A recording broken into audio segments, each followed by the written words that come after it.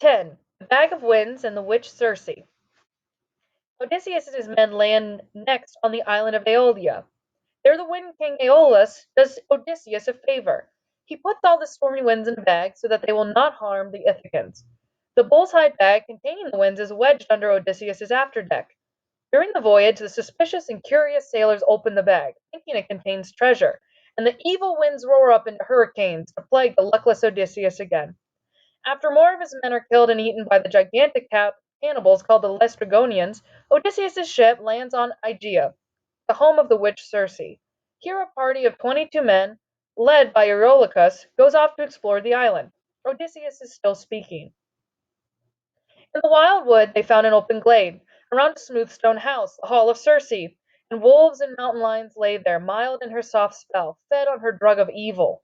None would attack. Oh, it was strange, I tell you. But switching their long tails, they faced our men like hounds, who look up when their master comes with tidbits for them, as he will from table.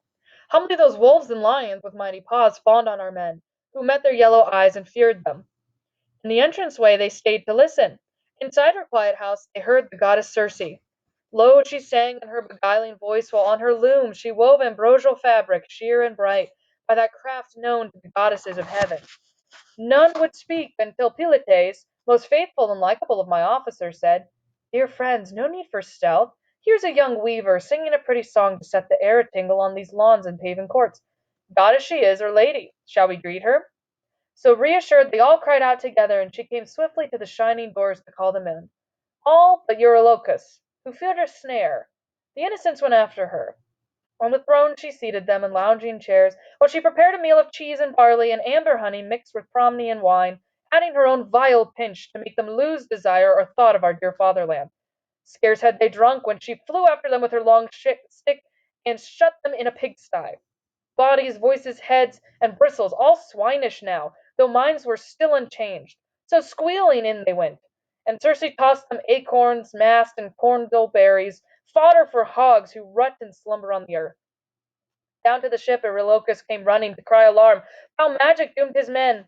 But working with dry lips to speak a word he could not, being so shaken. Blinding tears welled in his eyes, foreboding filled his heart. When we were frantic questioning at last, we heard the tale, our friends were gone. Odysseus leaves the ship and rushes to Circe's hall. The god Hermes stops him to give him a plant that will act as an antidote to Circe's power. Home calls it a molu. It may have been a kind of garlic. Odysseus uses the molu, and the witch, overcome by the plant's magic, frees Odysseus's men. Now Circe, loveliest of all immortals, persuades Odysseus to stay, share her meat and wine, and restore his heart. After many seasons of feasting and other pleasures, Odysseus and his men beg Circe to help them get home. Son of Laertes and the gods of old, Odysseus, master mariner and soldier, you shall not stay here longer against your will, but home you may not go unless you take a strange way round and come to the cold homes of death and pale Persephone. You shall hear prophecy from the rapt shade of blind Tiresias of Thebes, forever charged with reason even among the dead. To him alone of all the fitting ghosts Persephone has given a mind undarkened. At this I felt a weight like stone within me, and moaning, pressed my length against the bed with no desire to see the daylight more. And that ends chapter 10 of the Odyssey.